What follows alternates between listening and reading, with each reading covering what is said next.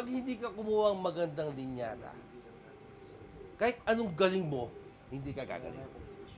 Pero kung may magaling ka linyada, pwede kang gumaling. Siya si Idol Madla, nakakahanga, may mga hawak, gandang linyada. Ika'y inspirasyon kung bakit hanggang ngayon ako'y palaging kumakarera. Kung gusto mo matuto, makiusap ka sa taong magaling. Iba yung kasing, kahit sabihin na natin, during those time, ikaw yun, time mo yun, oo. Pero iba yung discipline eh. Iba yung secrets eh. Iba yung instinct mo eh. Yung focus mo, yung timing mo, di ba? Isipin mo lagi, ito yun eh. Lahat ng bagay na sumusobra, masama. Pakain mo, training mo, vitamins mo, pagka sumusobra, masama yan. So, ibalansin mo. Timingin mo. Pag-aralan mo kung ano yung ginalagay mo sa kanya. Huwag yung paulit-ulit. Minsan natataranta ka, contender ka, kasunod mo yung champion eh. Matataranta ka na, lagay ka na flag upper, 5. Patay! Di ba? I mean, di ba? Relax ka lang, enjoy mo yung ano mo, yung laro mo. Kasi hindi mo masasabi mag-overall ka. Even ako doon, hindi ko alam. Basta alam ko, masaya ako pag pumasok ako sa top 10. Eh, nung nag-overall ako, di ko nga alam na overall ako eh. Kasi di ako mahilig mag-check eh. Tapos pag laging lang nakikita ko, nagugulat na lang ako eh. Di ba yung bata ngayon, mas aktibo sila? So yun yung may papayo Ah. sa mga kabataan yan. Tsaka ano, yung invest line. Ito, katulad nga niyang boss, Diba? sinabi mo invest. Ipaliwanag mo sa kanila kung bakit napakahalaga ng investment sa katulad nating mga pan-share na. Oo, kasi Ipaliwanag mo sa kanila, boss. alam mo, gumagastos tayo lahat dyan eh, di ba? Pag hindi ka kumuha ng magandang linyada, kahit anong galing mo, hindi ka gagaling. Pero kung may magaling ka linyada, pwede kang gumaling. Yun ang notion ko eh. So ang ibig sabihin nun, kailangan ba natin nila talaga na pumunta sa mga pan-share na katulad mo, punta sila dito at mag-avail. Hindi, ano lang tayo, practical lang tayo. Bakit ano? Kailangan nila talagang Yeah. bumili. Yun Hindi na mo talaga. kailangan marami, sir. Sabi ko nga sa iba, you just start with 3 pairs eh. Pagkaluin mo yun eh. Tapos you just infuse one piece or 1 pair lang every now and then eh. Infuse lang, eh, no? Yung related sa line nila, wag mong iligaw muna ha. Tapos basta trace bloodline. Tsaka marunong ka pagka ayaw ng ibon, eliminate. Yun, just separate mo muna. Kaya, pakawalan mo. Bayaan mo na siya. Kasi proper selection talaga. Yun talaga. the Oo. best. Kung ako may pera, may budget, imbis na bibili ako ng mga 10 ibon, I'll just get 1 pair.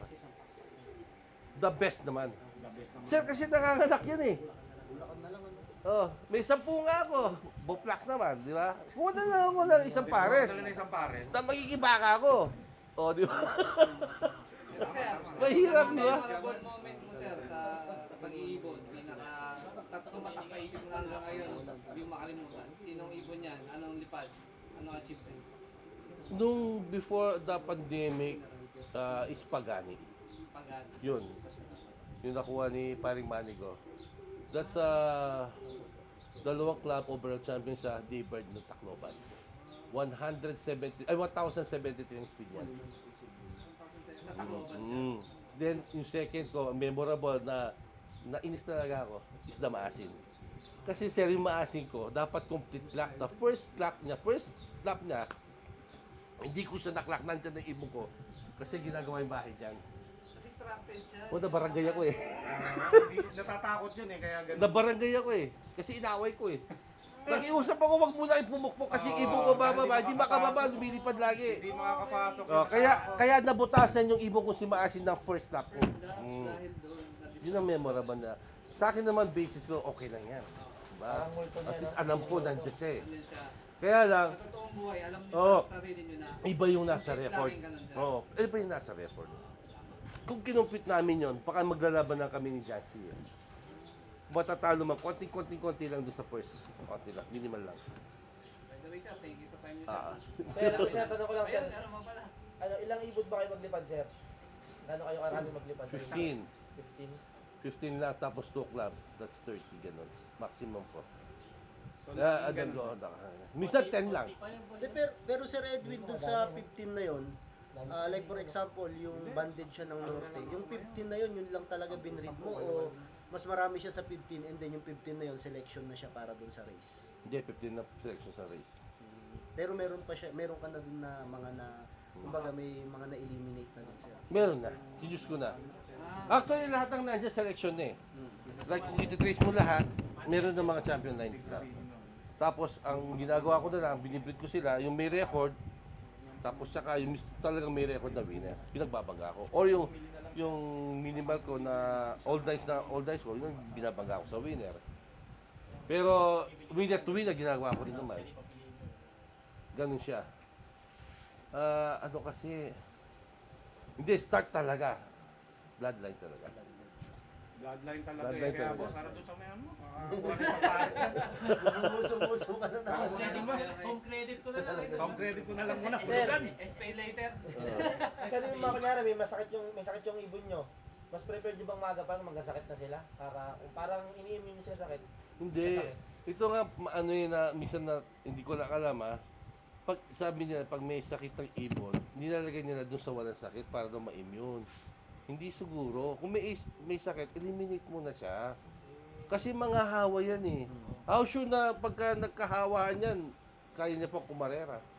Hindi niya kaya kumarera. Ikaw lang, may lagnat ka. Sumama ka sa amin, may tatamaan sa amin. Eh, kawawa naman kami kung kakarera kami. Maghiwalay ka na muna para hindi ka na manghawa. Ganun lang yun. Hindi ko ini-immune. So, dahil ikaw may bulutong ka. Pero, ako may nakausap akong Australiano. Pinagtawanan kami. Bakit? Kasi nakita niya lahat ng ibon na binabasket namin, malinis ang paa. Sa kanila daw, sa Australia, pagka ganun paa ng ibon mo, pagtatawanan ka. Bakit anong purpose? Sabi ko. Yung pala parang ang tawag nila sa kanila is shit eh. Akala ko anong shit. Ngayon pala droppings. Yung pala what do you mean shit? Di ba shit ang shit eh. Ngayon pala yung droppings yun. Poops yun. Kasi daw pagka dumapo sa ano yun, pag malinis, diretso. Pero pag meron siyang droppings sa ano, pag apat niya, mawawala yung ano, hindi niya sasama sa loob. Okay. Saka mas gusto niya, hindi super clean. Alam mo yung nakita ko yung loob niya? Yung droppings, parang nuno sa punso, 1 inch. Ay, 1 foot. 1 foot. 1 foot yung ano niya. 1 foot yung... Boss, Hindi meron siya akong- nag-ano. Ano dyan? Meron akong reply doon. Kasi meron akong mentor dati na nasa US. Oo. Ang kwento niya rin sa akin eh ganun eh, yung mga poops ng kalapati eh, madalang linisin. Oh, hindi daw. Kumbaga daw, yung mga kalapati doon sa US, na alam daw yung instinct nung tirahan Saka niya eh, gumaganda kahit sa daw poops yung, eh. yung feather gumaganda. Yun, ganun eh. Basta wag lang mabasa, sabi niya. Basta Oo. dry. Basta dry lang siya. Oo. So yun yung sabi lang sa akin na Oo. ikaw ang nagpatunay ngayon na parang Totoo. yung kwento na yun. Kaya ginagawa ko, once a week na lang. Eh kung di lang kayo pumunta kayo, wala naman yan. Marun. Marumi. Tuyo. Kaya tama yung mentor ko sa US eh, dati ko eh. Tuyo yan. Hindi lang Ayaw pag niya nilinis, ipalinis hindi yung lang kayo look eh. darating eh. Totoo na, to be honest. Boss. Siya'y kalapatistang napakagaling na kinakilala.